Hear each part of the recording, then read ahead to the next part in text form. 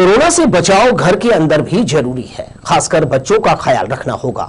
Expert view में शिशु रोग विशेषज्ञ डॉक्टर संगीता जोशी से जानिए महत्वपूर्ण राय।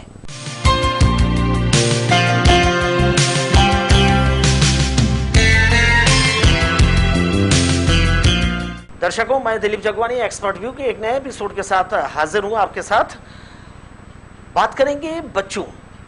हमने अपने कुछ पहले एपिसोड में भी हमने बच्चों पर बात की थी। प्रायः डॉक्टर बच्चों पर बात करते ही हैं।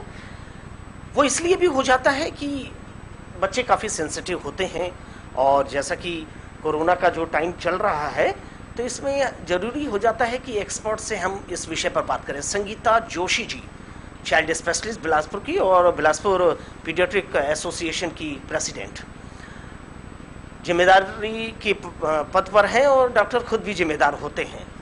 तो सबसे पहले मैडम, आपका स्वागत है हमारे इस कार्यक्रम में। धन्यवाद। बच्चे सेंसिटिव होते हैं इसलिए वो बीमारियों की चपेट में आते हैं, या क्या वजह है कि हम बच्चों को ज़्यादा केयर करते हैं? आमतौर पे अगर अभी जैसा हम देख रहे हैं कोरोना काल में, शुरू के लहर में ये देखा गया कि बच्चे उतने ज़्यादा इफेक्ट नहीं हुए, लेकिन जब दूसरी वेव आई उसमें पाया गया कि बच्चों की संख्या पहली वेव की तुलना में अधिक थी। हालांकि उनमें भी माइल्ड वैरायटी थी, जो अधिकांश बच्चे होम आइसोलेशन और टेलीफोनिक कंसल्टेशन से ही ठीक हो गए। लेकिन इन पर्टिकुलर कोरोना की बात करें तो अभी तक ये बड़ों में ज़्यादा पाया गया है, लेकिन बाकी दूसरे बीमारियों में कई बार होता है कि बच्चों में ज़्यादा पाए जाते हैं, क्योंकि उनमें उतनी प्रतिरोधक क्षमता डेवलप नहीं होती एज कंपेयर टू एडल्ट्स के, और इसीलिए माँ बाप भी बच्चों के प्रति ज़्यादा प्रोटेक्टिव रहते हैं और उनके प्रति ज़्यादा सजग रहते हैं। अभी जो दौर चल रहा है, हम जानते हैं कि डाइट के बारे में बात की जाती है। बच्चे खेलते कूदते भी अच्छे लगते हैं, बंधे बंधे से हैं घर में। किस तरह से बच्चों को मोल्ड किया जाए, किस तरह से उनकी एक्टिविटीज़ भी जारी रहे और डाइट वगैरह भी हम कुछ शामिल कर सकें? जी, कोरोना काल ने वास्तव में बच्चे क्या बड़े क्या सभी के ऊपर बहुत बड़ी परेशानी ला दी है। बच्चे आमतौर पे बाहर खेलना पसंद करते हैं, अपने दोस्तों से मिलना जुलना पसंद करते हैं। कोरोना की वजह से ये सब ऑलमोस्ट बंद हो गया है, लेकिन ऐसे समय माँ बाप का दायित्व है कि वो अपने बच्चे की ओर विशेष ध्यान दें, उनके साथ दोस्त की तरह व्यवहार करें और उन्हें उस कमी की महसूस न होने दें। आजकल जैसे हम देख रहे हैं ऑनलाइन क्लासेस हो रही हैं, अब इतना ज़्यादा कॉन्सेंट्रेशन तो किसी भी बच्चे का नहीं होता। माँ बाप को लगता है पढ़ रहे हैं, पर एक्चुअली वो उतने ज़्यादा उसमें भी कॉन्सेंट्रेट नहीं कर पाते। ऐसे में माँ बाप का दायित्व है कि वो बच्चे के साथ अधिक से अधिक समय बिताएं। उन्हें कोरोना के बारे में जितनी वो बच्चे समझ सके उतनी उनको जानकारी दें। जी, ताकि बच्चों में भी एक तरह का भय नहीं रहेगा, और जब उन्हें ये लगेगा कि हाँ जो माँ बाप बता रहे हैं वो सही है, तो वो निश्चित ही उससे पालन करने की कोशिश करेंगे। जहाँ तक डाइट का सवाल है, नॉर्मली भी हमें बच्चों को न्यूट्रिशियस बैलेंस डाइट देना चाहिए।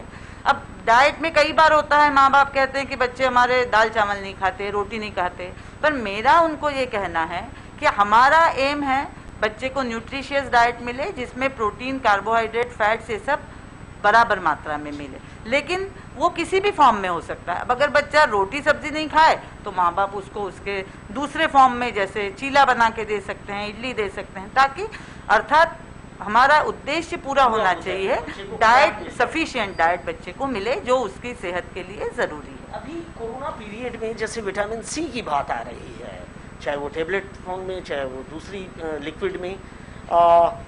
सिर्फ हम विटामिन सी की ही बात नहीं करेंगे, फ्रूट्स की बात करेंगे।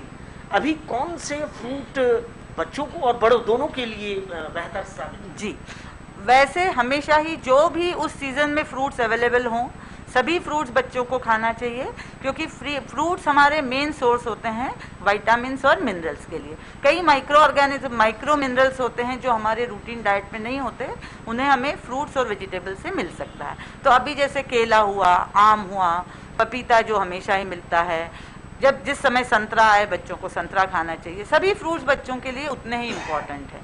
जो भी हमें फल उस सीज़न में मिले उन सभी को बच्चों को ज़रूर देना चाहिए।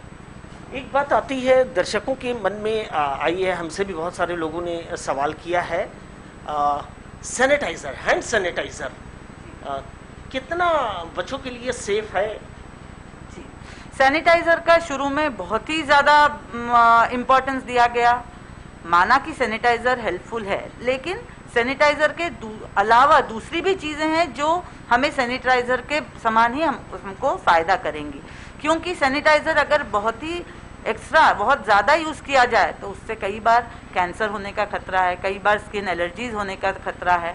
तो अगर उसकी जगह बच्चे साबुन और पानी से हाथ धोए तो वो भी बच्चों के लिए इक्वली काम करेगा। सैनिटाइज़र बाज़ार में कई तरह के आए हैं, इसमें हमें देखना ज़रूरी है कि जो अच्छी कंपनी, नामी कंपनी, जिसका हमें प्योरिटी और जिसके बारे में हमें पता है, उन्हीं सैनिटाइजर्स का यूज़ किया जाए, मेडिकल प्रोडक्ट्स। जी, लेकिन साबुन और पानी से हाथ धोना भी इक्वली इफेक्टिव है। तो सैनिटाइजर को बहुत ज़्यादा तवज्जो देने की ज़रूरत नहीं है मेरे हिसाब से। हमारी बातचीत चल रही है डॉक्टर संगीता जोशी से, शिशु रोग विशेषज्ञ। दर्शकों, आपके मन में एक सवाल जरूर अभी चलता होगा इस प्रोग्राम को देखते हुए कि ये जो थर्ड वेव है, तीसरी लहर जो कोरोना की बात की जा रही है, जिसको लेकर के बहुत सारे लोग आशंकित हैं, तो ये सवाल भी मैडम से बनता है, तीसरी लहर क्या है, क्यों इसे बच्चों के लिए ज़्यादा खतरा माना जा रहा है? जी, बहुत ही अच्छा सवाल है। जैसा हमने देखा कि 1 साल पहले जो पहली लहर आई थी, उसने मेनली उम्रदराज लोग और जिनको दूसरी कोई बीमारियां हैं, उन लोगों को उसने ज़्यादा अटैक किया था। जब हमने देखा सेकेंड लहर में वो लोग तो हुए ही इफेक्ट, लेकिन 30 से 50 साल की उम्र के लोगों का भी ज़्यादा अफेक्शन हुआ। अब ऐसे लगता है कि अब चूंकि तीसरी लहर में वैक्सीनेशन बड़ों के लिए तो अवेलेबल हो गया है, लेकिन बच्चों के लिए आज भी कोई वैक्सीनेशन अवेलेबल नहीं है, कम से कम हमारे देश में। दूसरी बात, अभी तक लॉकडाउन था, बच्चों के स्कूल बंद थे, माता पिता चाहते थे कि बच्चे घर के अंदर रहे और उनका प्रॉपर ख्याल रखा जाता था, लेकिन ये कब तक? आखिर आगे समय आएगा जब स्कूल खुलेंगे, बच्चों की भीड़ बढ़ेगी। अब ऐसे समय में बच्चों का संक्रमित होने के चांसेस बहुत ज़्यादा हैं। उसी तरह आज हमने देखा है कि इस सेकेंड वेव में अक्सर हर परिवार में कोई ना कोई इफेक्ट हुआ है। अब ऐसे समय अगर घर में कोई एक भी अगर संक्रमित है तो उससे बच्चे को इन्फेक्शन लगना कोई बड़ी बात नहीं है। तो बच्चे, इसलिए ऐसा लगता है कि तीसरी वेव में अधिक संक्रमित होंगे। हालांकि ऐसी कोई रिपोर्ट नहीं है या एक्सपर्ट्स भी अभी इस बारे में कोई निश्चिंतता से, जी, ये जस्ट अनुमान है कि उन्हें ऐसा लगता है। दूसरी बात, वायरस भी हर बार म्यूटेशन हो रहा है उसमें। अब अगला म्यूटेशन किस तरह होगा और वो किस तरह से अंदर शरीर के अंदर जाएगा, ये एक बड़ा यक्ष प्रश्न है। पर एक अनुमान लग रहा है कि चूंकि बच्चों में वैक्सीनेशन की सुविधा नहीं है, इसलिए हो सकता है उनमें ये संक्रमण ज़्यादा पाया जाए। मैडम, एक बात और आती है कि हम बच्चों का जो वैक्सीनेशन की बात हो रही है, क्या कहता है मेडिकल साइंस? जी, अब जैसे कोविड जो अभी फैल रहा है और उसके लिए विदेशों में भी कई वैक्सीन निकले, भारत में भी हुए। भारत में जो कोवैक्सीन वैक्सीन है उस पर अभी ट्रायल्स चल रही हैं और ऐसा लगता है कि अगर वो ट्रायल सफल हुई, उसमें अगर ऐसा पता चला कि बच्चों के लिए वो सुरक्षित है, तो वो वैक्सीन अगले 3-4 महीने में 2 से 18 वर्ष तक के उम्र के बच्चों के लिए आएगा। और अगर ये आता है तो ये हम लोगों के लिए बहुत बड़ा गिफ्ट होगा, क्योंकि इससे हम काफ़ी हद तक हमारे बच्चों को सीरियस होने और मृत्यु से बचा पाएंगे। बहुत ही काम की जानकारी हमारे दर्शकों के लिए मैडम ने दी है और हम पूरी उम्मीद करते हैं कि आप भी इसी तरह की छोटी छोटी सुरक्षा सावधानी बरत कर अपने बच्चों को सुरक्षित रह सकते हैं और पूरा परिवार जो है वो हैप्पी रह सकता है।